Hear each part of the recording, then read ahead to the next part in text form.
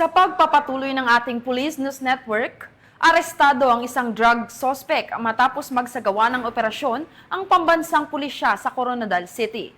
Magbabalita dyan si Patrolwoman Brilingin Cabonilas.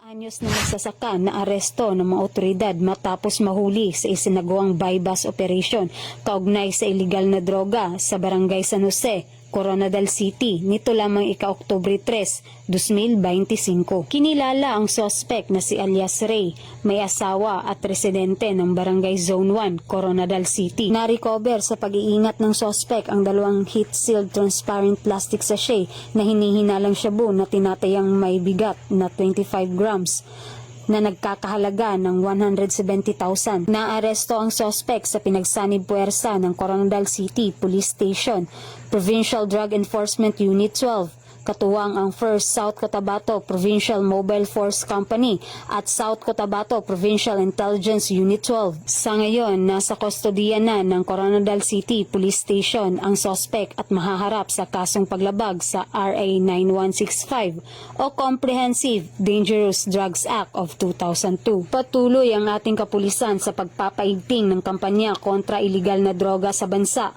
tungo sa bagong Pilipinas. Mula dito sa Police Regional Office 12, ako po inyong PNN Correspondent, Patrolwoman Brilingin Cabonilas, alagad ng batas, tagataguyod ng Balitang Pulis. Maraming salamat, Patrolwoman Cabonilas. Mahigit 100,000 na halaga ng iligal na troso ang nakumpiska sa isinagawang operasyon ng Police Regional Office 13. Police Staff Sergeant Iris Joy Laureto sa report. Pinaigting ng kampanya laban sa illegal logging mula September 26 hanggang 30 na aresto ng Police Regional Office 13 ang 5 individual at nahuli ang mahigit 108,000 na halaga ng illegal cut lumbers. Ayon kay Police Brigadier General Marshal Mariano P. Maestrado IV, Regional Director ng Police Regional Office 13, kabuuang 3,648.24 board feet ng sari-saring cut lumbers ang nasabat ng mga tauhan ng PNP sa magkahiwalay na operasyon. Sa lalawigan ng Surigao, nahuli ang 2,421.59 board feet cut lumbers na nagkakahalagang 55,504.45 at naaresto ang 4 na lumabag. Sa Agusan, nasabat ang 500 board feet ng troso na may halagang 21,700 pesos mula sa isang suspect, habang sa Dinagat Islands, 308 board feet na nagkakahalagang 18,480 ang nakumpiska mula sa isa pa. Samantala, sa isang hiwalay na operasyon ng 1304th Maneuver Company ng Regional Mobile Force Battalion 13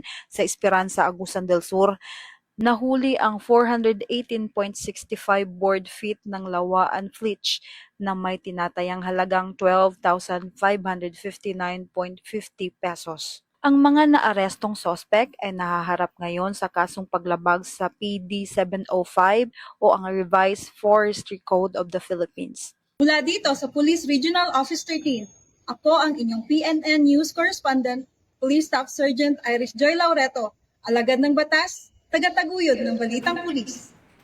Maraming salamat, Police Staff Sergeant Laureto. Patay ang isang SK chairman at kanyang kapatid habang sugatan naman ang rumisponding pulis sa pamamaril sa Cotabato City. Patrolwoman Angela Bandarlipe, ibalita mo.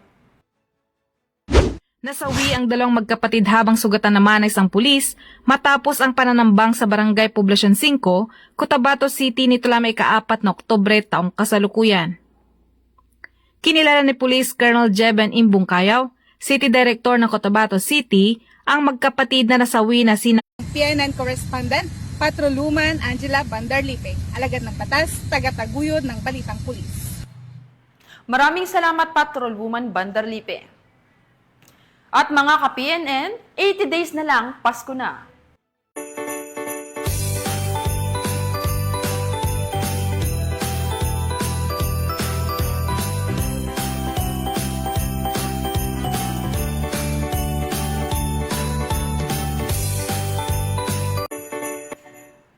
Sa ngalan ng pamunuan ng Philippine National Police, sa pangunguna ni Acting Chief of PNP Police Lieutenant General Jose Melencio Nartates Jr.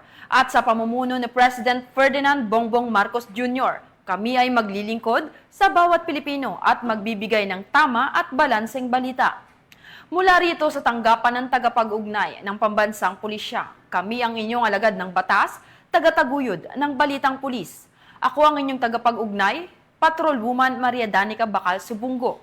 Maghahatid ng tamang balita, kwento ng pulis at serbisyo para sa mamamayan, at ito ang PNP News Online, ang pangunahing balita ng Police News Network.